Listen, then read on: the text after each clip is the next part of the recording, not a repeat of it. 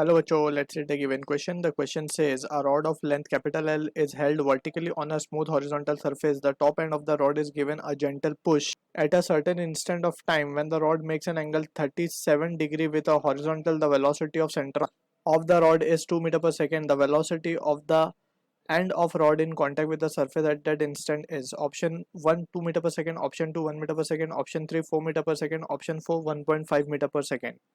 So to understand this question, we need to understand about the concept of center of mass. And यहाँ पे अगर हम देखें ध्यान से, when external force acting on the body is zero, क्योंकि हमें center of mass का अगर हम फॉर्मूला निकाले acceleration of center of mass का, so it comes out to be m1 a1 bar plus m2 a2 bar. For two mass system it will be something like this, m1 plus m2. ठीक है, तो इसी फॉर्मूले से what we can write is ACOM can be written as summation of external forces divided by summation of mass. ठीक, so from here we can see clearly if F external is 0, so that indicates center of mass का जो acceleration होगा वो क्या हो जाएगा, 0 हो जाएगा. And this will imply that कि VCOM जो होगा it will be either 0 or it will become a constant. ठीक है, so these are the few important point that we need to keep in mind. अब यहाँ से इसका मतलब ये है कि वेलोसिटी या तो जीरो हो जाएगी या फिर कांस्टेंट रेट से चलती रहेगी. अब कांस्टेंट का मतलब ये है कि neither its direction will be changing nor its magnitude will be changing. ठीक है, so from using this situation will try to analyse the situation. अब हमें एक रॉड गिवन है,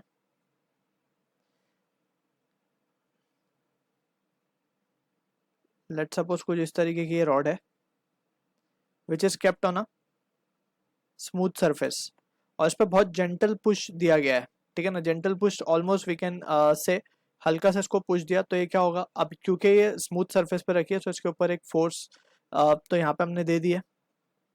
it will since we can see कि push देने के बाद, ठीक है, तो since no external force is acting we can say ये जो रॉड है इसका जो पोजिशन होगा कुछ, लेट सपोज ये सेंटर ऑफ मास हम मान लेते हैं यहाँ पे है इसका eight point C.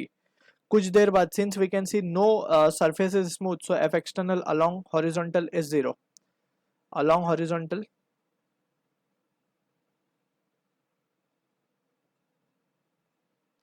Is zero. That means कि जो सेंटर ऑफ मास है हमारा वो जो है वो सेम, या फिर हम इस तरीके से कहें कि वो वर्टिकली नीचे आएगा. Right, it will not change its direction. ठीक है, तो from here we can see, अगर हम इस सिचुएशन को ड्रॉ कर पाए तो वी कैन से कि कुछ इस तरीके से रॉड दिखेगी अब हमें थोड़ी देर इंस्टेंट के बाद. अब इसका सेंटर ऑफ मास यहाँ कहीं आ चुका होगा, means on the same line यहाँ पे कहीं आ गया होगा.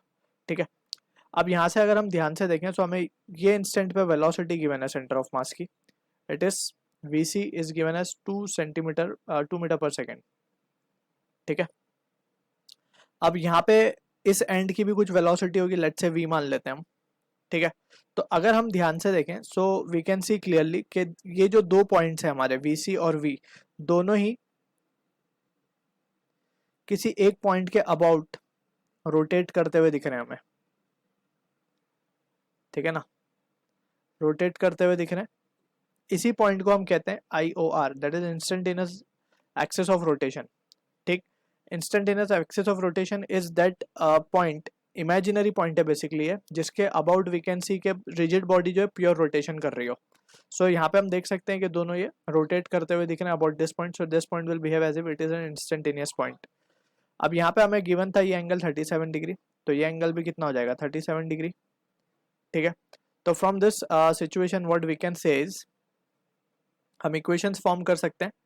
दैट इज ये जो लेंथ हो जाएगी हमारी, ये जो टोटल लेंथ है यहाँ से यहाँ तक की, इट इज L/2. राइट, तो ये हो जाएगा L/2 cos 37, ये वाली लेंथ जो है.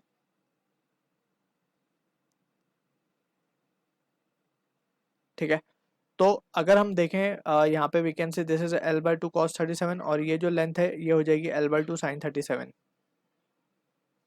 क्लियर, तो from this we can say about this point we can write v equals to R omega हम लगा सकते हैं, तो V C into R omega की अगर हम बात करें, so it will be V C is equals to R, R यही लेंथ है basically L/2 cos 37 into omega, ठीक है ना, जिससे ये रोटेट कर रहा होगा,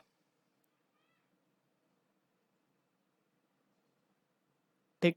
तो from here we can see, यहाँ से वी सी की वैल्यू हमें 2 गिवन है, 2 into 2, length we don't know, so length को हम ऐसे रखते हैं, L cos 37 की वैल्यू अगर हम देखें, सो इट इज 4/5, 5 ऊपर चला जाएगा and that will be giving us the value of omega, so omega की वैल्यू आ रही है हमारे पास 5/L, ठीक है, रेडियन पर सेकेंड।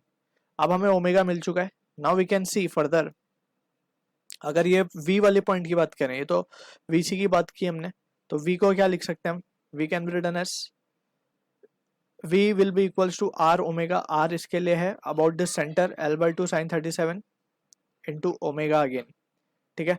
तो फर्दर यहाँ से हम वैल्यूज सब्सटीट्यूट करेंगे इसकी, तो we can write L/2 into sine 37 is 3/5 into omega is 5/L, तो यहाँ से ये कैंसिल हो जाएगा, 3/2 की वैल्यू आएगी 1.5 मीटर पर second. So this is the answer to the question जो कि मैच होगा ऑप्शन 4 के साथ। I hope you understood the solution. All the best.